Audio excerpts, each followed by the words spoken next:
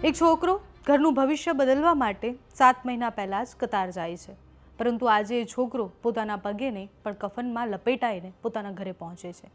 સુરતના ડુમ્મસ વિસ્તારમાં ભીમપોરમાં મોટા મોહલ્લામાં આજે એક અંતિમ ક્રિયા થઈ। એ અંતિમ યાત્રા જ્યારે નીકળી ત્યારે આખો મોહલ્લો જ નહીં, આખું સુરત રડી રહ્યું હતું।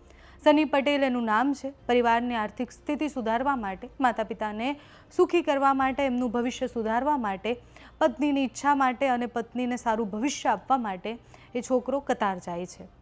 પરિવારનો સૌથી મોટો આધાર બની અને તે દિવસ રાત કતારમાં મહેનત કરતો હોય છે, પરંતુ કતારના ગેસ પ્લાન્ટમાં થયેલા ભયાનક બ્લાસ્ટના કારણે ત્યાં એનું મૃત્યુ થઈ જાય છે। બ્લાસ્ટ બાદ શરૂઆતમાં સની ગુમ થયાનો સામે આવે છે। પરિવાર સતત તેના ફોનની રાહ જોતો હોય છે, દરેક ક્ષણે એક જ પ્રાર્થના કરે છે કે સની સલામત હોય, પરંતુ સર્ચ ઓપરેશન દરમિયાન સનીનો મૃતદેહ મળે છે અને ત્યારબાદ પરિવારની આશાઓ પડી ભાંગે છે અને એ બધું જ પાણીમાં ફેરવાઈ જાય છે।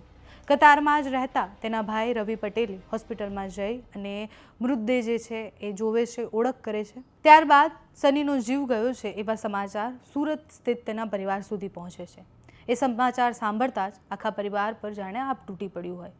અત્યાર સુધીમાં તો જે રીતના આટલા દિવસો જતા રહ્યા, ભારતીય દૂતાવાસ સહયોગથી તમામ કાયદાકીય પ્રક્રિયાઓ પૂર્ણ કર્યા પછી આજે સનીનો પાર્થિવ દેહ એ હવાઈ માર્ગ દ્વારા કતારથી અમદાવાદ એરપોર્ટ લાવવામાં આવે છે। અમદાવાદથી એમ્બ્યુલન્સમાં સુરતના ભીમપોર ગામમાં તેને લઈ જવામાં આવે છે। જે દીકરો 7 મહિના પહેલાં જ પરિવાર માટે કમાવવા ગયો હતો, તે આજે કફનમાં લપેટાઈને પોતાના ઘરે પહોંચતો હોય ત્યારે શું સ્થિતિ હશે એની કલ્પના ન કરી શકીએ। ઘરના આંગણે જે સર્જાયેલા દ્રશ્ય હતા એ હૃદય કંપાવી દે એવા હતા।